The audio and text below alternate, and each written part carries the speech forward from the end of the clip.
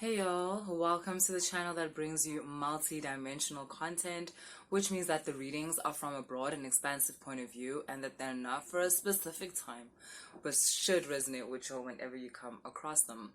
So I promised you guys this reading. Is it a star system reading? Is it a star seed reading? Sort of. It'll be like star seed, and then it's also like just an archetype reading, I suppose. So, the reading is going to be channeled through a group of Pleiadians that are known as the Sybles. Okay, let me start with the Pleiadian part, right? The Pleiadians are they are star beings. They are star beings from the star system Pleiades. So when you're looking out at the sky at night, there's a star system. There's like 7 or many stars because they're known as the 7 sisters. It's like these 7 cluster stars that are together, and it's known as the Pleiades. And from the Pleiades, I might be pronouncing this not in a way that other people pronounce it, but it's whatever. You should get the picture. So yeah, you got the Pleiades. Now, the idea that we have of the Pleiadian beings is probably from, not probably, but definitely from the people whom the Pleiades appeared to, just like the Syrians appeared to the Dogons, right, in a certain way. And the Dogons reenact that appearance through their dress costumes when they do their rituals and so forth, to show you like when these entities came, this is what they looked like. So with the Dogons, right, Syrians they were not in humanoid form. So I guess there's never been much talk about what's up with Syrians. But in terms of the Pleiadians seem to take on specific forms when they reach out to human beings, which I think is very clever. Not that the Syrians are not clever, it was a different mission, so I understand why one group did this and the other did that. So, okay, cool. Pleiadians appeared to Europeans, like in the north part of the world, and they used a certain interface in order to interact with the people that they were appearing to, right? It made sense that they looked to them the way they looked, and they are described as Nordic, which basically, like, these people described them with pale skin, white hair, blonde hair, blue eyes, things like that. Completely makes sense because you're appearing to people that look like that. So you want for what you're saying to be easily relatable to them. You want the people to feel safe. For God's sake, you're claiming to be coming from another planet or another dimension. The least you can do is look similar. Do you know what I mean? To make people more comfortable. But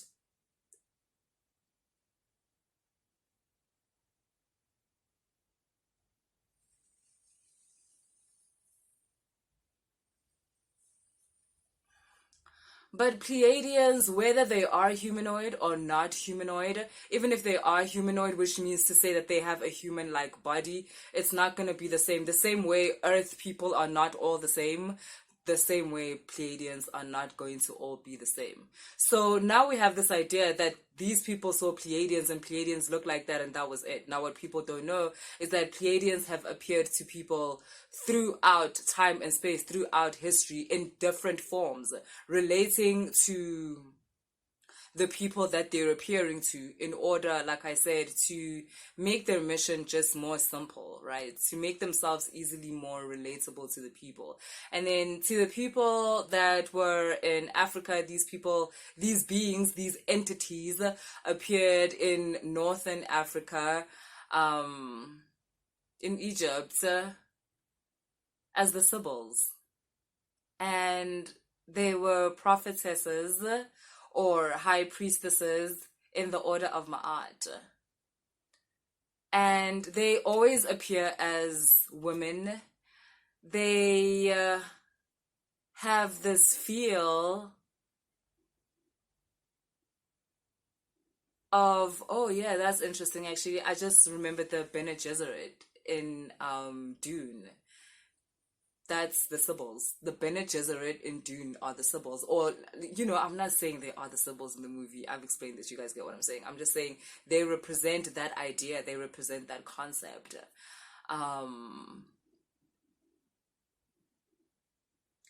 It's a group of feminine beings that are in charge of, I would say, law and order. Law and order. This is the group of beings that are in charge. Now, it's not to say that they are women or they are feminine, but when they appear to us here, they always appear in a feminine or female like bodies and stuff like that.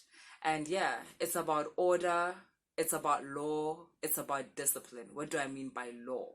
I mean natural law. I mean the law under which your atoms run under. Like, we can make up whatever stories as like people, you know, with perception and the ability to, you know, analyze and like whatever our actions, right? But, and we can call it whatever it is what we're doing, but there is a law under which all things which are alive and everything is alive runs under. And these are the beings that perpetuate this law, govern this law, extend this law, expand this law throughout consciousnesses that are like ours. So like, I wouldn't just say human consciousness. There's lots of consciousnesses like ours that are not human. You know, entity consciousnesses are close to ours, just more expanded. So yeah. Discipline. Did I mention discipline? Yeah, discipline.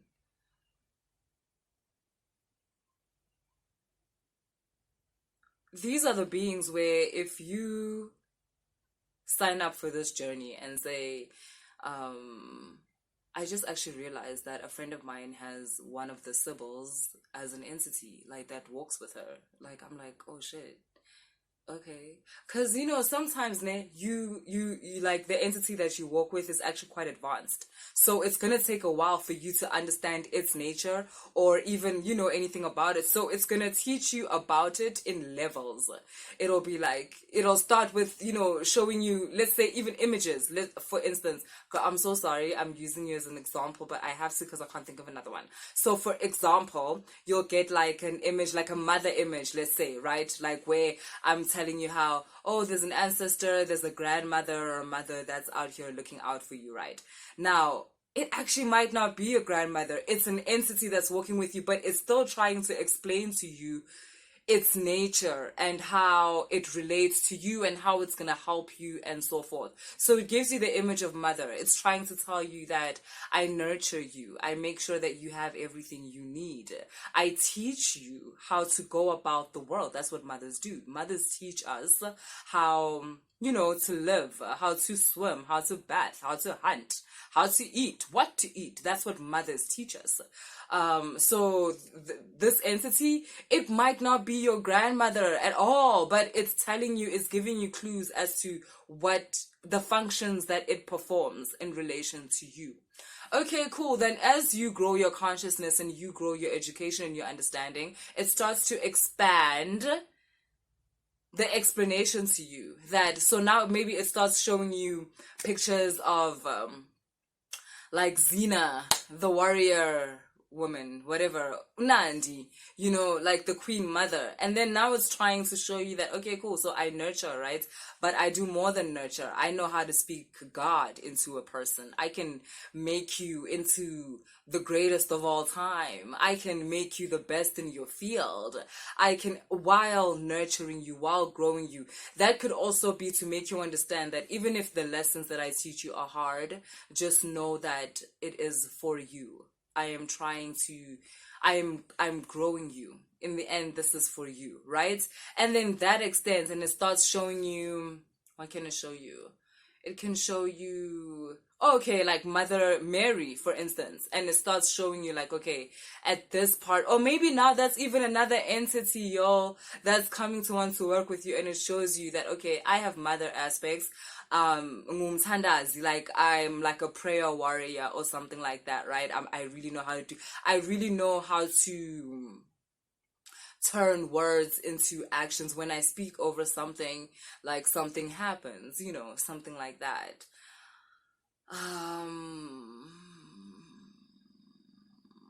And a Mother Mary archetype could also be there to show you that you have you're different to other people, and I'm an entity that comes forth when someone is not of this world, and I help those navigate this world and become the best that they can be and complete their missions within these worlds. No one here can teach you what I can teach you as an entity. Do you know what I mean? But then it'll show you, like I said, pictures of Mother Mary or like Jesus story or whatever, for you to understand the relationship between you and the entity. It's not to say that you are Jesus and the entity is actually Mary. It's not to say that your ancestor is actually Unandi. It could be, but it's not to say that. Like, you must understand the intelligence of these types of entities. It's crazy. You guys, maybe you can call it like, I call it that too for us. We call it high magic and whatever. We can keep calling it that, but it's actually advanced technology. It's biotechnology. This motherfuckers uses your own brain, your own mind as an interface to communicate with you. It's beautiful. It's superb. It's wow. It's wow. Yo, it's intelligence on a level that is like, what the fuck? Like, what? It's intuitive intelligence. Like, intelligence that can feel. Yo, it's crazy. It's insane. It's beautiful. And that's basically these mothers that I'm talking about, the Sybles that are Pleiadians. They can come to you in these aspects that I just spoke about now. So if you feel like you have a guide that carries like this feminine aspect, this mother feel or whatever, it could be one of these people, one of these guides, right? Yo,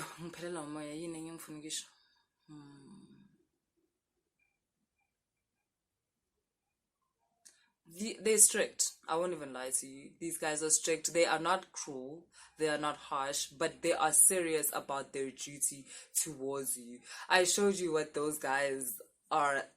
Well, I told you kind of about it, like the Bene Gesserit Good Dunes, right? If you've never heard of Dunes, it's a book by Frank Herbert, and it's also been turned into a movie. It's amazing. Like, check it out. There's this group there called the Bene Gesserit, and they will give you a good idea of the law of Ma'at, and in general, the Sybles within the law of Ma'at, as teachers within the law of Ma'at. What else? Maybe let's do a reading. Let's pull some cards.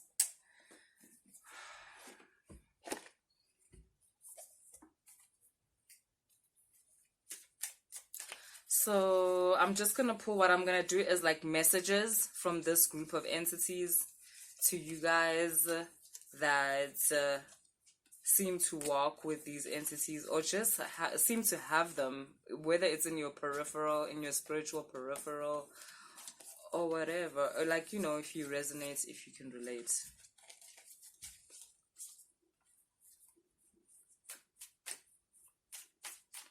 Yeah, this is about higher teaching. It's about higher learning. And it's, these guys, they're very much about like the straight and narrow, Yibo. These are the ones that I was telling you guys when I was like, yo, are you guys going to give me money? And they were like, bitch, we're going to give you a new life. We're going to give you access to a new life. You can make your own money. And after that, it's like, you won't need to ask questions like that. That's what they were basically saying. Like, listen, let us do our work and you won't have to ask that question. You'll get it. And I did. I very much got it.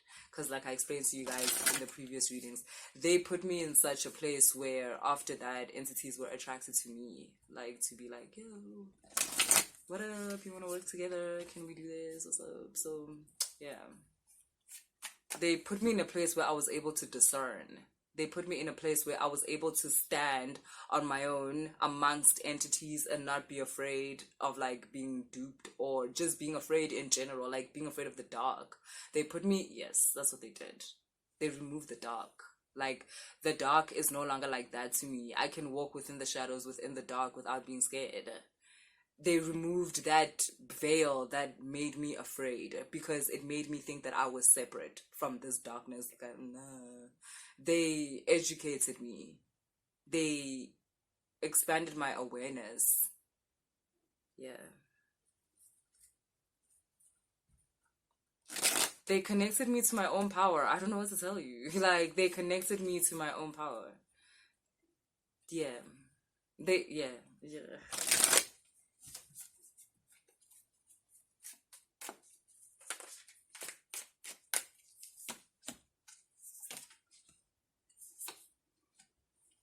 Yeah, so these guys are basically saying that a lot of you are afraid of your own power, and maybe that's what's stopping them from working with a lot of you, because, yeah, it is about that. Guys, please understand, the entities I talk about here are not entities that force themselves on people. Never. This is not the type of entity that says, if you do not do this, you're gonna get sick, or your parents are gonna get sick, or you're gonna get into a car accident. There are no ultimatums when it comes to this entity. Like, ikwazi ukukala lento le, like before there's even communication, before you even know that it's there, like it knows that it can work with you or not, because again, this is like technology is so advanced that, you know, it's like high magic. It gets called high magic. So this is about elements. Like, this is about physics. This is about science in a way, but it's like, it's about alchemy because it's spiritual science. So this is about alchemy. And I guess that's why it gets called high magic. And that's why even in technology, it's not just technology, it's advanced magic, because it's biomagic, it's biotechnology, it's technology of living things. Do you understand? That's the concept, that these entities work at something. But yeah, anyways, a lot of you, so basically my point was, they can already tell just from your genetic makeup, like, because genetic makeup changes as you expand your consciousness, and they're able to evaluate, like, yes, I can work with you, yes, no, I can't work with you. It's not like they need to talk to you. It's not like people. Do you know what I mean? So they're just saying that what is separating a lot of you, or like not giving a lot of you access to entities like them, is the fact that a lot of you are afraid of your own power. You're still serving a lower version of yourself. And what that means is that you're still serving an idea of yourself that thinks that in order to be loved, it needs to do certain things or be certain things. So in order to be appreciated and loved, literally now I'm talking like on a big, like on, like, you know, whether it be like from your family, from your friends, or from the universe in general, this is a part of you that is basically running on lack, because it's separated. So it's basically saying, I need to have a car, I need to have money, I need to have fame, I need to have influence in order for me to feel like that here. Like, to finally feel like I can breathe out, to finally feel relaxed, to finally feel safe. That's what I need to do. And what you don't understand is that that kind of mindset, it keeps your head always to the ground, and like, I don't know, always doing this thing that you think if you can just do quickly, like everything of yours is a hambagatle, not understanding that, like, no, put your head up. Like, listen, put your head up so that you can fucking see everything, firstly, so that you can understand yourself in relation to your space around you and your reality, and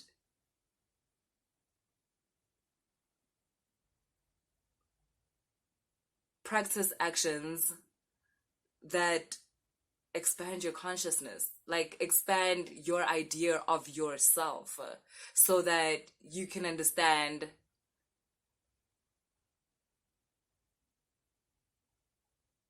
who you are better, so you can act it out. Do you know what I mean? So you can start being it. Like, right now you're something else because you have a limited idea of who you are. So you are that thing.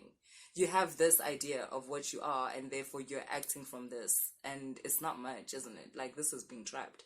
So basically the message is that a lot of y'all, that's happening. You're in here, you're in a cage because you're afraid. You're afraid of acting out like who you are, because you're scared that no one could ever love that. You're scared that no one could ever accept that. You're scared that that's called weird and it's not accepted within society. And for a lot of you, that's what's stopping you from getting to a stage where you interact with entities that can actually help you expand your life.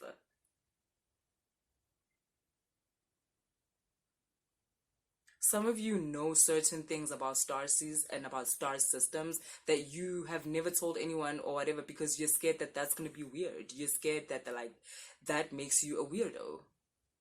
The fact that you believe that there's beings from like other dimensions or other planets that speak to human beings, like, Yeah. And again, that's stopping you from expanding your consciousness, and that stops you from perceiving, that stops you from being aware of an entity like this, even if it did come into your space.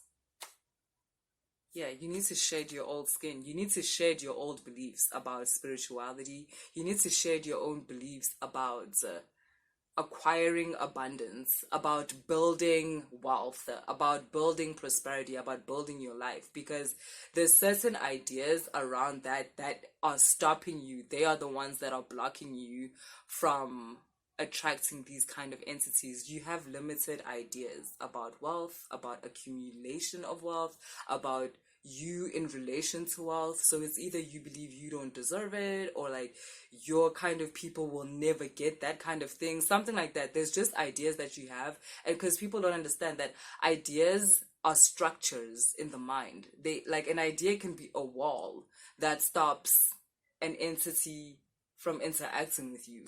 I don't know why, like, people don't understand that ideas are real. The things that you believe about the world, about yourself, they are real.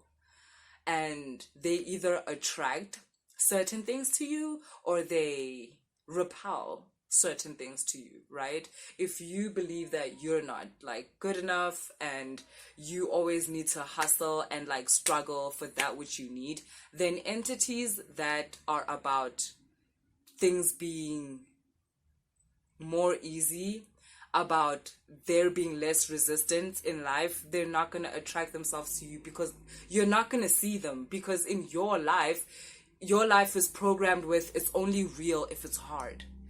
It's only success if I suffered to get there.